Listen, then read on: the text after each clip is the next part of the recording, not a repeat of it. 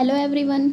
आज के इस सेशन में हम बिहार एक परिचय जो कि इम्तियाज़ अहमद के द्वारा लिखी गई है, इसके ऑब्जेक्टिव्स करने वाले हैं। हमारे पिछले जो वीडियो हैं उसमें हमने इसका एक चैप्टर ऑलरेडी करा हुआ है और ये जो है हमारा नवीन संस्करण पे आधारित यानी 2023 का ये एडिशन है, जो कि हमारे आने वाले जो बीपीएससी प्री है 69th बीपीएससी प्री, इसमें काफ़ी इंपॉर्टेंट होने वाले हैं इसके क्वेश्चंस, जो कि ऑब्जेक्टिव है क्योंकि अब ज़्यादा टाइम नहीं और प्री तो वन लाइनर ही होता है, तो ऑब्जेक्टिव पढ़ना हमारे लिए काफ़ी फ़ायदेमंद होगा।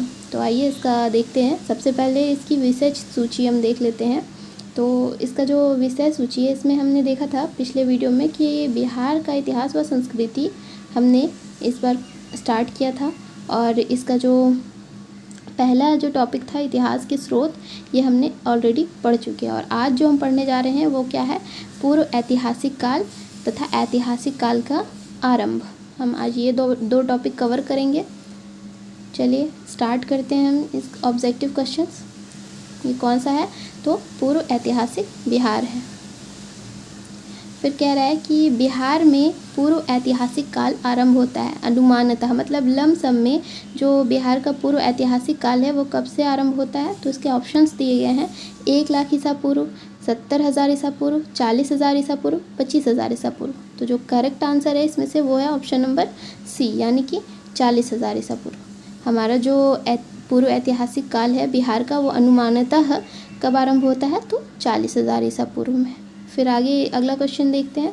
कह रहा है बिहार के पूर्व ऐतिहासिक अवशेषों में प्राप्त हुए हैं, क्या क्या प्राप्त हुए हैं हम ये देखेंगे अभी।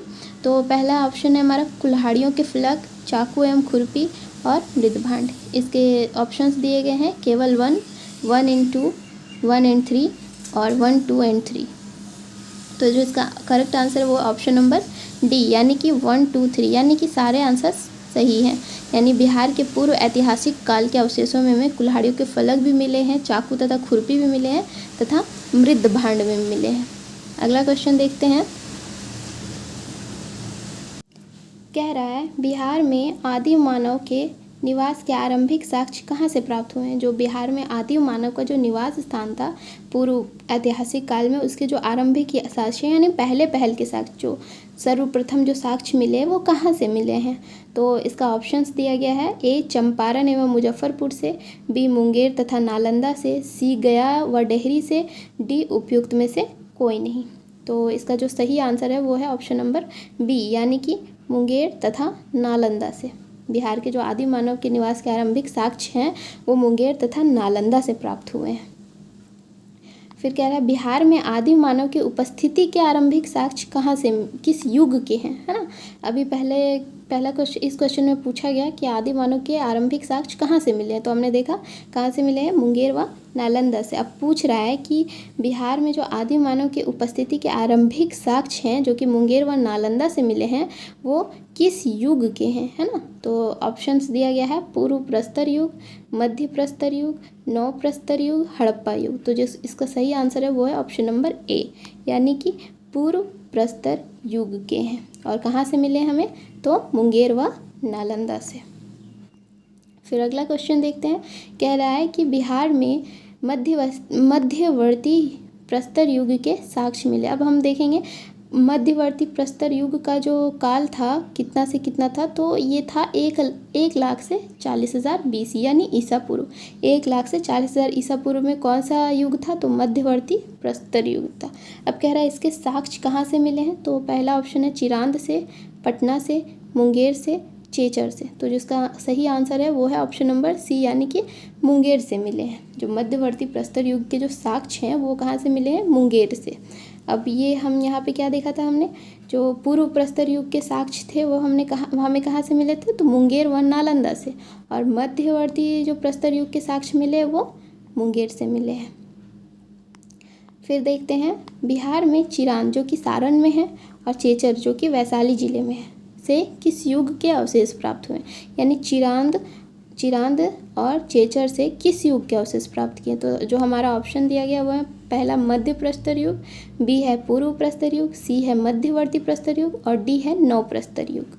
तो इसका जो करेक्ट आंसर है वो ऑप्शन नंबर डी, यानी कि नव प्रस्तर युग। यानी जो चिरांद है वह चेचर है उससे कहाँ के किस युग के अवशेष प्राप्त हुए हैं, तो 9 प्रस्तर युग के। और 9 प्रस्तर युग का जो काल था वो कितना से कितना था, तो 2500 से 1500 ईसा पूर्व था। ठीक, हमने अभी 3 युग देखे, पूर्व प्रस्तर युग देखा, ठीक है, और मध्य प्रस्तर युग देखा, और ये तीसरा देखा 9 प्रस्तर युग। फिर आते हैं 7वां नंबर, कह रहा है बिहार में ताम्र प्रस्तर युग के परवर्ती चरण के अवशेष कहाँ से प्राप्त हुए हैं। परवर्ती यानी बाद के चरण, है ना। तो ताम्र प्रस्तर युग के परवर्ती चरण, जो कि ताम्र प्रस्तर युग था उसके बाद का जो युग आया, उसके अवशेष कहाँ से प्राप्त हुए हैं। तो हमारा ऑप्शन दिया गया चिरांद यानी सारण से, चेचर यानी वैशाली से, सोनपुर एवं मनेर, उपर्युक्त सभी। तो जो इसका करेक्ट आंसर है वो ऑप्शन नंबर डी यानी कि उपर्युक्त सभी से। बिहार में ताम्र प्रस्तर युग के परवर्ती चरण के अवशेष कहाँ से मिले हैं, तो चिरांद से भी मिले हैं, चेचर से भी मिले हैं, और सोनपुर व मनेर से भी मिले हैं। ये हमारा पूर्व ऐतिहासिक काल खत्म हो गया। अब हमारा जो अगला टॉपिक है वो है ऐतिहासिक काल का आरंभ, और इसका जो हमारा टाइम पीरियड है वो कितना है, तो 1000 ईसा पूर्व से 600 ईसा पूर्व तक। ऐतिहासिक काल का टाइम पीरियड कितना है, तो 1000 ईसा पूर्व से 600 ईसा पूर्व। और पूर्व ऐतिहासिक काल का टाइम पीरियड कितना था, तो 1 लाख ईसा पूर्व से 40,000 ईसा पूर्व, है ना। यही देखा हमने ऊपर में। तो अब इसका क्वेश्चन सॉल्व करते हैं।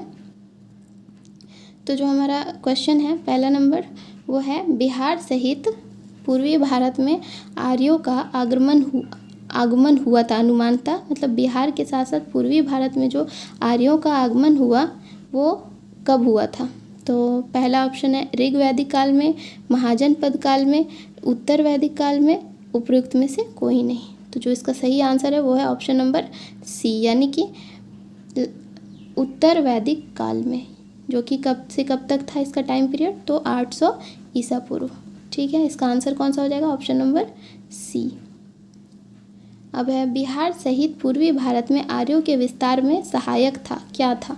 तो ऑप्शन है व्यापार का विस्तार, साम्राज्य विस्तार, लोहे का उपयोग, कृषि का विस्तार। तो जो ऑप्शन सही है इसका ऑप्शन नंबर बी यानी कि लोहे का उपयोग आर्यों के भारत में आर्यों के विस्तार में सहायक बना। फिर आते हैं क्वेश्चन नंबर 3 पे, कह रहा है श्रुतियों तथा किंवदंती।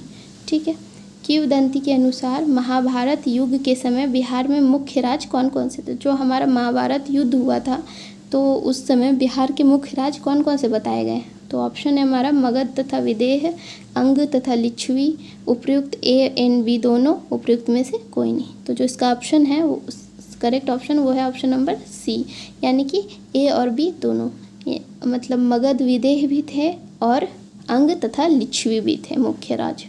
फिर आते हैं 4th नंबर क्वेश्चन पे, कह रहा है वेद के किस ग्रंथ में बिहार के राज्यों में आर्यों के आगमन तथा निवास के साक्ष्य का विवरण मिलता है। कह रहा है कि वेद का जो ग्रंथ है उसमें से किस ग्रंथ में बिहार के विदेह राज्य में, ठीक है, आर्यों के आगमन तथा निवास का साक्ष्य मिलता है। तो जो ऑप्शन है हमारा शतपथ ब्राह्मण, ऐतरेय ब्राह्मण, तैतरेय ब्राह्मण, गोपथ ब्राह्मण। तो जो सही इसका करेक्ट आंसर है वो है ऑप्शन नंबर ए यानी कि शतपथ ब्राह्मण।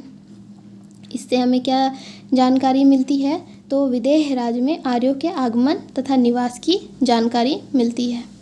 फिर आते हैं हम इसमें विदेह की जो प्रथम चर्चा है वो कहाँ मिलती है, तो शतपथ ब्राह्मण में, यानी कि आर्यों के आगमन की भी जानकारी इससे मिलती है तथा विदेह जो है हमारा राज्य उस समय का उसकी भी जानकारी किससे मिलती है, तो शतपथ ब्राह्मण से।